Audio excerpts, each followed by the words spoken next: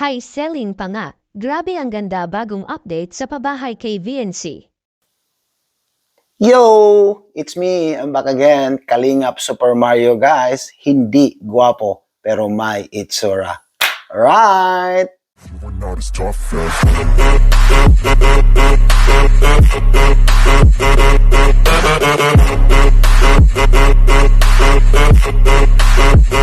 Wow, grabe bagong update sa pabahay kay VNC. High selling pa nga.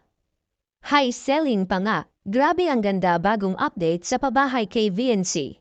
At EDS na pagod na. Pero bago yun mga kalingap ay pag-usapan muna natin ang patungkol sa pabahay kay VNC ngayon mga kalingap. Naging excited na ang lahat kung ano na ang kalalabasan para sa pabahay kay VNC. At naipagsabi nga ni Supermax sa nakaraang upload na pipilitin na niya nilang matatapos bago magbagong taon ang pabahay para kay VNC at para dito na sana sila ni VNC magbagong taon sa bagong bahay nila mga kalingap. At hindi nga ito kinaya na matapos mga kalingap dahil sa nakalipas na ang bagong taon. Ngunit kahit na hindi ito natupad mga kalingap ang target na matapos ang pabahay para kay VNC ay hindi pa rin ito malaking kawalan para kina VNC. Dahil mas maganda ang resulta mga kalingap kung hindi madaliin sa paggawa ang pabahay para kay VNC. Siguro bilang na rin lang ang araw mga kalingap na hihintayin natin para dito at ma-ribbon cutting na rin ito mga kalingap.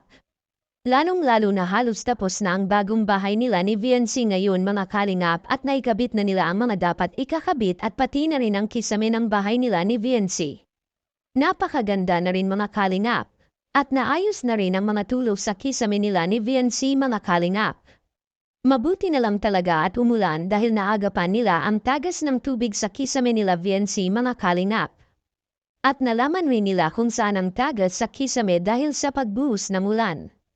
At samantala si VNC at Edo mga kalingap ay nagbabalak si Edo na palagi na itong bibisita sa bagong bahay nila ni VNC kapag natatapos na ito. At pumayag naman si VNC patungkol dito at naipagsabi pa ni VNC kay Edo na kahit paanya doon na ito titira sa bagong bahay nila ni VNC mga kalingap. Ang mga sinasabing ito para kay Kalingap Edo na galing mismo kay VNC mga kalingap ay para na rin itong pinapayagan ni VNC si Edo na maging kabilang sa family ni VNC. Which is ito rin naman ang gustong-gusto ni Edo mga kalingap dahil alam naman nating lahat na si Eds ay nagsusumikap itong sagutin ito sa kanyang pangliligaw para kay VNC. Natural lang talaga kay Edo na palagi itong bibisita sa kanila ni VNC mga kalingap dahil ito'y kailangan at para mas makilala pa nila ang isa't isa. Katulad na lang sa ginagawa ni Eds ngayon na palaging binisita at ihahatid sundo niya si VNC sa bahay nila. Malaking bagay rin ito sa kanilang dalawa at dahil dito mas lalo pang makikilala nila ang isa't isa at sa kabilang dako naman mga kalingap Edo bakit napapagod. Yan ang ating makikita sa video. Grabe. Pahinga muna tayo. Akala namin madali na. Ay, grabe.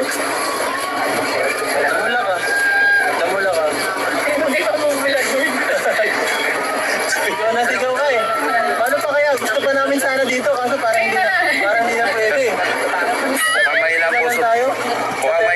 Mahina yata ang puso. Kaya nga, sa Ferris wheel na lang kami siguro. Sa Ferris wheel na lang. Oo. Huwag na dyan. Masyadong ano yan. Mag-relax. Height pala yan. Oo. Ayoko na, sama na ako sumigaw. Nakakapagod. Go, go, go.